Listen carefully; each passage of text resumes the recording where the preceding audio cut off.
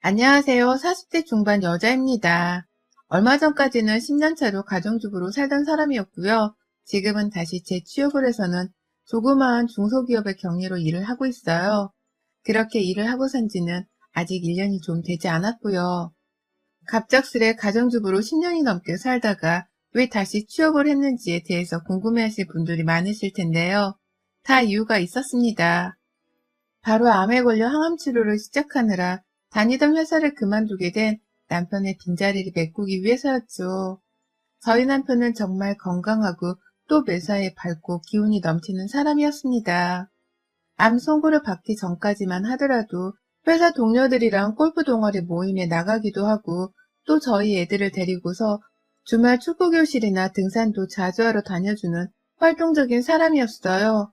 아이들도 몸으로 자주 놀아주는 저희 남편을 너무 좋아라 했고 저 또한 TV만 보며 쉬려하는 다른 집 남자들과는 다르게 가정적으로 굴어주는 저희 남편을 참 고마워하고 살았고요. 이상적인 부분들이 많았던 만큼 제 남편을 바라보는 시선은 늘 따뜻했고요. 이런 저희 부부의 사이는 늘 좋을 수밖에 없었습니다. 하지만 갑자기 남편이 대장암 선고를 받게 되면서 하늘은 시커매졌고 저희 부부를 포함한 저희 주변 가족들의 하루들은 너무나 암울해졌어요.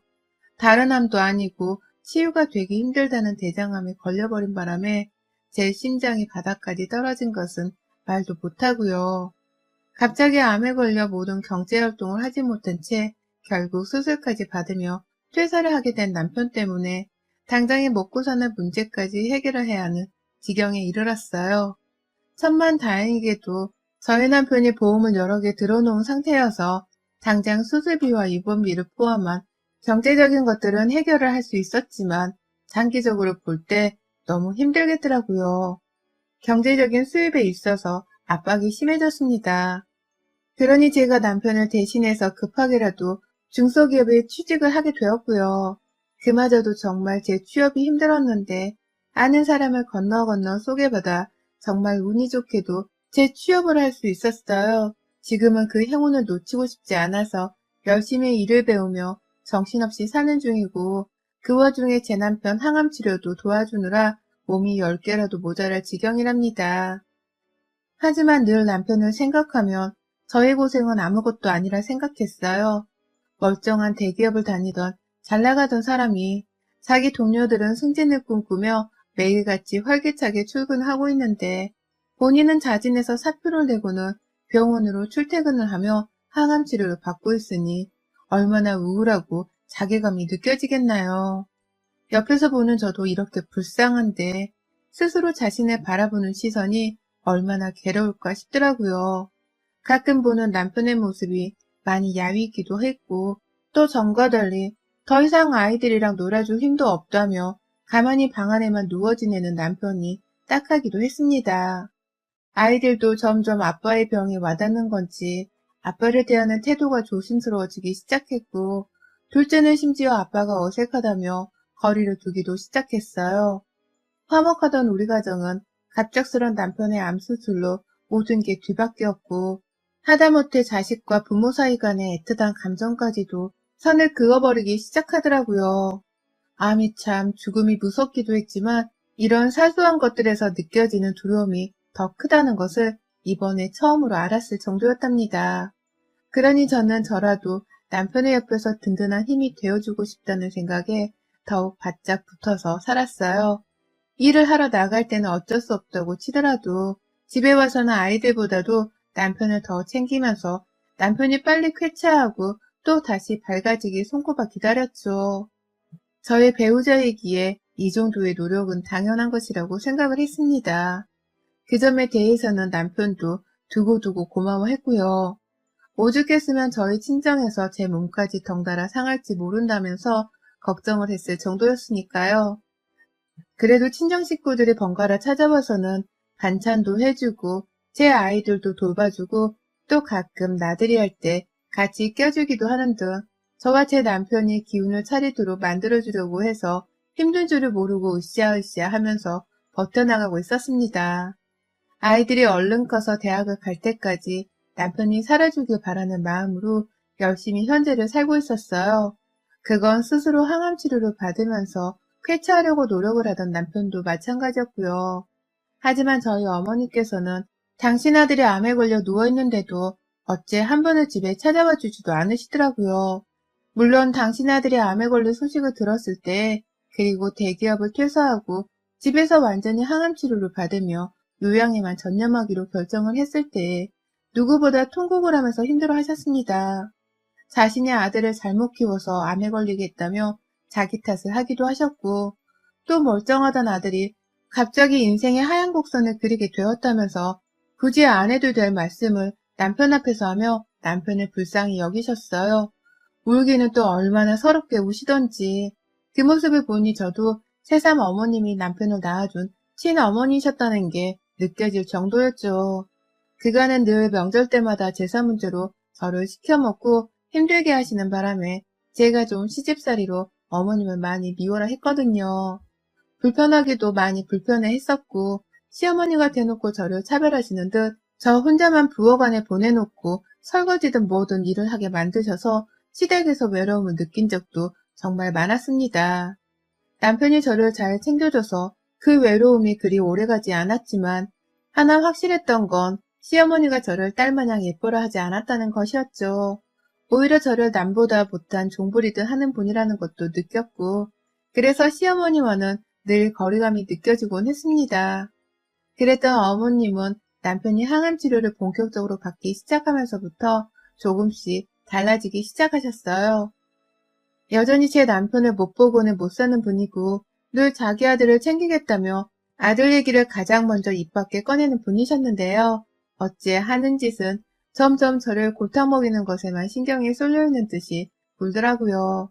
마치 남편이 죽으면 그 후에 더 이상 며느리를 시켜먹을 수 없다고 생각을 하는 것 마냥 말이죠. 그간에 참 여러 가지 일이 있었어요.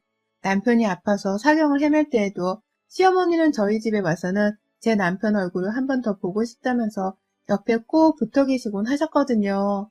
그게 좀 지나칠 정도라고 생각이 들 만큼 매일같이 저희 집으로 찾아와서는 저녁이 다 늦어지도록 집에 있다 보니 제가 부담스러워했던 적이 정말 많았습니다. 그렇게 오셔서는 제가 출근을 한 사이에 제 냉장고는 쑥대밭으로 만들어 놓고는 제가 아까워서 숨겨둔 고기를 마음대로 버리신 적도 있었고, 제가 아끼는 반찬통이 녹슬었다며 그냥 또 버리신 적도 있었어요. 제 살림살이를 마음대로 손대시는 걸 너무나 당연스레 하더니만 급기야 제 안방에 찾아와 제 화장품에까지 손을 대며 아줌마가 하기에 부담스러운 화장품이라며 무작정 버리신 적도 있었죠. 그걸 저는 나중에야 쓰레기 봉지를 버리려고 봉투 안에서 발견을 하고서 알아차렸고요. 내 집 냉장고에 이어서 화장대까지 뒤져보며 내 살림을 간섭하는 게 화가 나기도 했지만 시어머니께는 딱히 그만 오시라고 말씀을 드릴 수가 없었습니다. 아시다시피 남편이 암 선고를 받은 후 겨우 항암 치료를 받으며 요양을 하고 있는 중이었기 때문에 시어머니께 남편을 억지로 안 보여드릴 수가 없는 상황이었거든요. 제가 억지로 어머님을 집에 못 오게 하면 그건 말 그대로 암 걸린 아들과 생리배를 하게 만드는 폐륜 며느리라고 욕을 먹을 게 뻔했던 것이죠. 그러니 어머님이 얼마나 자주 집을 찾아오고 또 와서는 제 물건과 살림에 손을 대시더라도 한마디 쓴소리를 하지 않고 내버려 뒀습니다. 언젠가 자기 아들을 보살펴주고 있는 고마운 사람이 나라는 것을 분명 알아주실 거라 믿으면서 말이죠.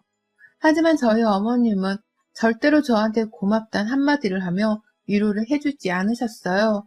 본인 아들이 암에 걸려 슬픈 만큼 저 또한 제 남편이자 제 아이들의 아빠가 아파서 힘들어하는 것에 너무 슬펐는데요. 이런 저한테 위로의 한마디도 해주지를 않더라고요. 집에서 매일같이 부딪히며 봤는데도 불구하고 함께 힘을 내기는커녕 자기 아들이 뭐가 필요하면 야, 너는 네 남편 불편해하는 거 안 보이냐? 라고 하면서 윽박을 지른 채 잔소리를 하셨고요.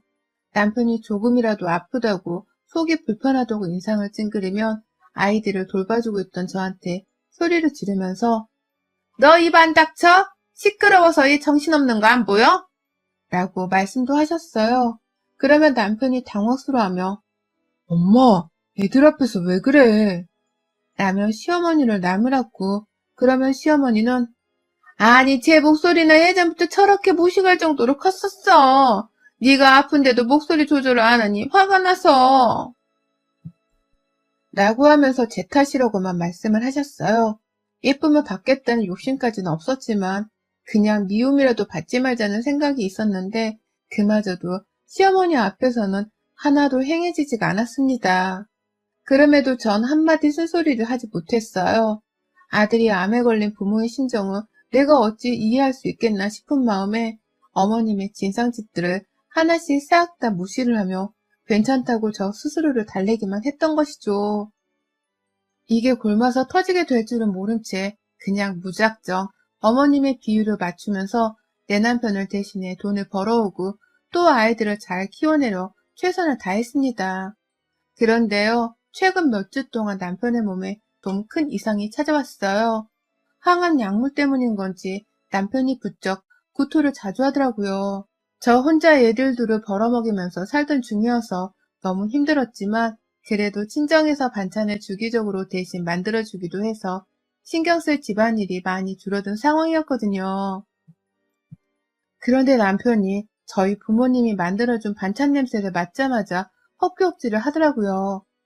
저는 단지 반찬 뚜껑을 열었을 뿐이었는데도 그 냄새가 바로 남편의 코에 전해져서는 이 사람 비유를 역하게 만든 것이었습니다.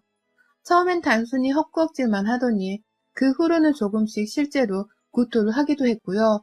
점점 속이 메스꺼운 증상이 심해지는 건지 음식 냄새를 맡지 않더라도 헛구역질을 하는 경우가 많았어요. 물맛이 역하다고 못 마실 때도 많았고 그래서 계속해서 얼음물을 마셔대면서 가까스로 수분 보충을 하곤 했습니다. 병원에 가서 검사를 맡아보니 항암 치료 중에 충분히 일어날 수도 있는 일이라 하더라고요. 그래도 혹시 모른다면서 추가 검사를 받아보기로 했는데 다행히 암이 전이된 건 아니었고요. 내 남편이 너무 힘들어하고 자꾸만 안 하던 구역질까지 하면서 밥을 먹지 못하니 보는 제 마음도 너무 힘들었습니다. 점점 야위어가는 남편의 모습을 보기 힘들기도 했고 애들도 아빠 보는 거 너무 힘들어했고요. 온 가족들이 나서서 남편의 건강을 챙기느라고 정신이 없었어요. 아이들은 최대한 아빠 비위를 건드리지 않겠다면서 말 하나도 조심조심 하려고 했고 저는 저대로 남편을 어떻게 잘 먹이고 살찌울 수 있게 할까 싶어서 최대한 비린내가 나지 않는 음식들을 찾아보면서 식사 대령을 했어요. 그 와중에 친정에서도 저를 돕겠다고 남편 몸에 좋다는 음식부터 시작해서 현금으로 간간히 용돈을 보내주기도 했어요. 얼마나 그게 큰 도움이 되었는지 몰라요. 친정의 도움마저도 없었으면 저 혼자 애둘에 항암 치료받는 남편까지 정말 힘들어 졸도를 했을지도 모르는 상황이었으니까요. 하지만 참 웃겼던 것은 그 와중에도 저희 시어머니는 저의 기분 따위는 안중에도 없어 하셨다는 겁니다. 자기 아들을 옆에서 간호해주며 손주들까지 챙기는 것은 저였는데 이런 제가 남편의 토사물을 받아낼 때에도 저를 향해 잔소리부터 하더라고요. 야, 너는 봉지를 그렇게 들고 있으면 애가 불편해서 토를 잘 못하잖아. 왜 그렇게 답답하게 굴어? 똑바로 봉지 안 드니? 이거 말고 좀 더 튼튼한 건 없어? 냄새나게 이건 빨리빨리 갖다 버려야지. 라고 하면서 사사건건 저의 행동들에 잔소리를 던지셨습니다. 저는 눈에서 힘들어 눈물이 나오려고 하고 옆에서 제 아이들조차 엄마 힘들다고 고사리 같은 손 하나를 거들어 주려고 하는 와중이었는데도 말입니다. 그러니 남편도 토를 막 하고 나서 첫마디로 시어머니께 화를 내더라고요.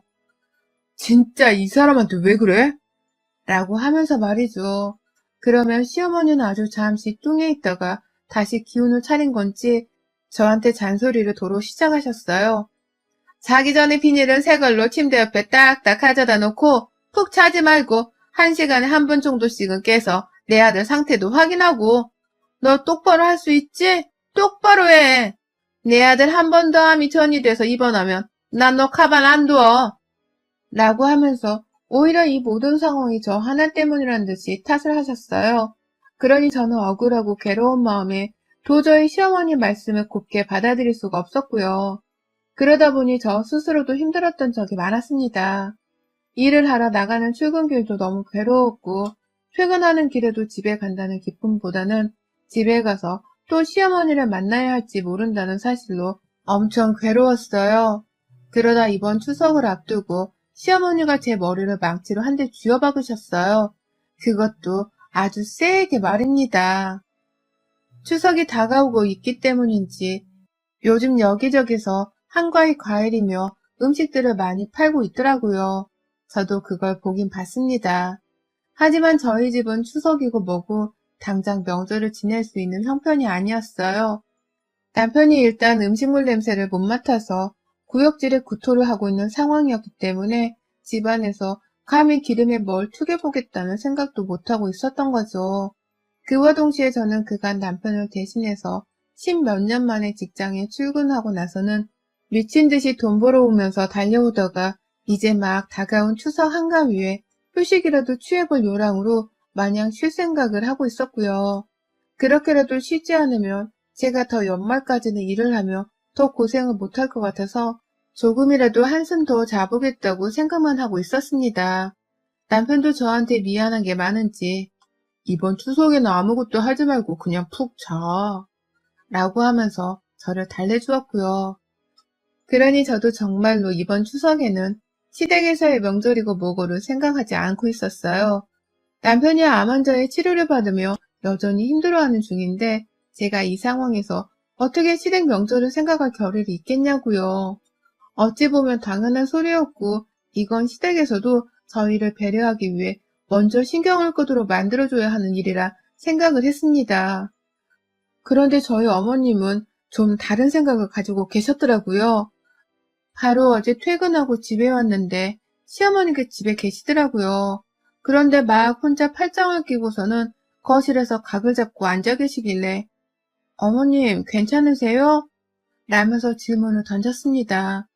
눈치가 너무 보여서 가만히 있을 수가 없었어요. 그러자 시어머니는 기다렸다는 듯이 저한테 말씀하시더라고요. 너 네 남편한테 뭐라고 말했어? 제사 안 지내겠다고 말했니? 왜 네 남편이 이번 추석에 명절을 안 지낼 거니까 모른 척 하란 말을 나한테 하는 거야? 라고 말입니다. 참 기분이 더러웠어요. 남편이 아파서 당연히 추석 신경을 못 쓰고 있는 건데 그 상황을 이해 못하고는 저한테 제가 이간질을 했냐는 식으로 말하는 어머님의 의중이 너무 기분 더럽더라고요. 퇴근하고 왔는데 보고 싶은 남편은 방 안에서 자고 있고 시어머니가 대뜸 저한테 화부터 내니 저도 그 당시 너무 분했습니다. 그래서 어머니께 말씀드렸죠. 어머니, 저 놀다 온 거 아니고 지금도 일하다 들어와서 남편 간호를 해야 합니다. 그런데 이런 제가 다가올 추석을 어떻게 신경 쓰겠어요. 추석이고 뭐고 저는 좀 휴식이 필요해요. 연말까지는 더는 공휴일도 없을 텐데 저도 좀 열심히 쉬다가 어떻게든 남편 간호를 해야 할 거 아니에요. 라고 말이죠. 어머님은 제 말이 틀린 건 아니라는 듯이 바로 대꾸를 하지 못하셨고 그냥 혼자 분하다며 괜히 저를 노려보기만 하시더라고요. 그러더니 한다는 말씀이 야, 제사상 차리라는 내 말 안 들려? 내 말 들으라고! 라고 하면서 갑자기 손앞에 있던 TV 리모컨을 제 쪽으로 던지시는 겁니다. 정말 눈 깜짝할 사이에 리모컨 하나가 제 옆을 비껴서 던져나갔고 저는 순간 가슴이 쫄린 건 둘째치고 시어머니가 나를 향해 폭력을 휘둘렀다고 생각을 해서 흥분의 도가니였습니다. 기껏 지 아들을 사랑으로 보듬으며 간호를 하고 있는데 지 아들 토사물까지 받아가면서 옆에서 간호 중인 며느리한테 추석 제사상 차리는 문제를 가지고서 이렇게 폭력적으로 나오다니 다른 사람도 아닌 나한테 리모컨을 던지면서까지 강압적인 행동을 보이려고 하다니 뭐 이런 시어머니가 다 있나 싶더라고요. 제가 맞지만 않았을 뿐 이것도 엄연히 시어머니께 폭력을 당한 것과 다름이 없다고 생각을 했습니다. 가뜩이나 사는 게 너무 지치고 힘들던 와중이었는데 시어머니가 저를 이따위로 대하고 무시하니 저도 사람 취급을 못 받는 것 같아서 울컥했어요.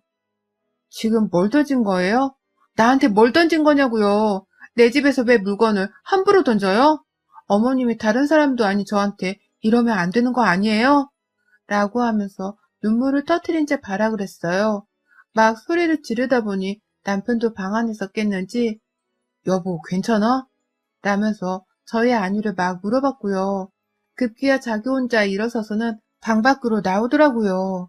왜 싸우냐면서 나왔다가 우는 저를 보고는 엄마, 내 와이프 건들지 말라고 했잖아. 라면서 자기 딴에 소리를 지르는데 힘이 없는지 제대로 소리를 끝까지 지르지도 못한 채 자기 배를 움켜잡고서는 자리에 도로 주저앉았어요. 그런 남편이 걱정되어 다가가는데 뒤에서 시어머니는 와, 아주 무서운 난년이 며느리로 들어왔네. 내 아들 죽으면 저거 분명히 나를 생판 남처럼 모른 척하며 살게 분명해. 이렇게라도 내가 미리미리 시켜놔야 지 이름 마냥 나중에라도 버릇처럼 할 테니 내가 어떻게든 지금부터라도 며느리 교육은 똑바로 시켜야 하는 거야. 넌 가만히 있어. 라고 하면서 오히려 자신의 분노에 타당성을 부여하더라고요. 그러니 자기 아들한테는 가만히 있으란 소리를 하면서 저랑 한판을 덧들 의향이 있다는 식으로 함부로 말을 하셨습니다. 저희 기분은 역시나 안중에도 없는 채로 말이죠. 듣자 하니 시어머니가 대접받을 짓을 해야 제가 윗사람이라 대접을 해주던지 말던지 할 텐데 우리 시어머니는 마냥 며느리인 저한테서부터 대접만을 받고 싶어 하셨습니다. 사람이 오는 게 있어야 가는 게 있는 건데 저를 무시하기까지 하시면서 저한테서는 시어머니 대접을 아주 깍듯하게 받고 싶었던 모양이더라고요. 남편이 죽으면 제가 자신을 모른 척할 게 분명하다는 재수없는 소리를 해대면서 살아있는 내 남편의 죽은 뒤를 벌써 걱정하는 우리 시어머니가 너무 끔찍스러웠습니다. 정말 내 남편의 친어머니가 맞나 싶기도 해서 저는 입을 다물지 못했고요. 그건 남편도 마찬가지였어요. 기껏 살겠다고 발악을 하면서 버티고 있는데 자기 엄마라는 사람이 그딴 소리를 하니 어이가 없다는 듯이 벙 쪄서는 저와 시어머니를 번갈아 쳐다보더라고요. 그러니 저도 시어머니를 내버려둘 수가 없었어요. 어디서 그런 개소리를 내 남편 앞에서 감히? 라는 말과 함께 이렇게까지 하고 싶지는 않았으나 제가 퇴근을 하기 전까지 집에서 남편이 구토를 하고서는 내버려둔 토사물이 담긴 비닐봉지 하나를 보자마자 그걸 집어들었습니다. 시어머니는 제가 뭘 할지를 눈치챈 건지 순간 야, 그거 아니야. 내버려둬. 그거 당장 내려놔. 라고 하면서 기겁을 한 채로 소리를 지르셨어요. 저는 그런 시어머니를 바로잡아서 화장실로 데리고 들어가 버렸습니다. 당신은 아들 건데도 더럽다는 생각이 들어요? 마누라인 나도 아무렇지 않게 받고 있는 토사물이 어머님은 더러우신가 봐요. 라고 하며 비명을 지르는 시어머니의 면상에다가 그 비닐봉지를 탈탈 털어버렸습니다. 시어머니는 비명을 지르다 말고 토사물에 얼굴이 묻히는 순간 그 입을 꾹 다무셨고 저는 저대로 비닐봉지를 아주 탈탈 털다가 화장실 문을 닫고선 나와버렸어요. 안에서 시어머니가 눈을 떴는지 눈 뜨고 물로 얼굴을 닦을 생각을 하고는 있는지 하나도 알지를 못했지만 비명소리가 안 나는 걸로 봐서는 어머님이 지금 충격을 받아서 가만히 서 있을 것이라고 추측이 되더라고요. 저는 저대로 밖에 나와 남편을 다시 부축해서는 안방으로 들어갔고요. 남편은 잘못한 것도 없는데 자기 엄마의 진상짓을 대신해서 저한테 사과를 하더라고요. 그 후 시어머니는 한참을 해야 물을 들고 샤워라도 하는 건지 한참을 안에서 씻는다고 안 나오다가 물에 빠진 생쥐마냥 홀딱 젖어서 나오셨어요. 보니까 옷까지 다 빠셨더라고요. 그런데 차마 저한테 마른 새 옷을 빌려달란 말은 못하신 채로 그 길로 바로 집을 나가셨어요. 혼자 물에 젖은 채로 그냥 저부터 피해보겠다며 후다닥 집을 나가버린 겁니다. 화장실 안에는 여전히 남편의 토사물 냄새가 살짝씩 진동을 했는데 저야 뭐 늘상 맡는 냄새였으니 상관이 없었습니다. 다만 더 이상 제사상 어쩌고 하면서 남편 속을 뒤틀리게 할 만한 음식 얘기를 하면서 집안 분위기를 흐리는 시어머니를 완전히 차단해버렸네요. 집안에 남은 토사물 냄새보다 사라져버린 시어머니의 존재가 저를 더욱 행복하게 만들어주었습니다. 이 상태로 쭉 시어머니랑은 추석이 되도록 연락을 하지 않을 예정이고 또 제사상은커녕 제사의 제자도 제 입에서 입에 올리지 못하게 만들어 버릴 겁니다. 암 걸린 남편 하나 챙기기도 벅차 죽겠는 사람한테 제사상을 차리라고 하다니 그 옆에 내는 토사물이 아니라 음식물 쓰레기 고물 더미에 깔렸어도 될 사람이었네요. 여러분의 생각은 댓글로 남겨주세요. 오늘도 시청해주셔서 정말 감사합니다.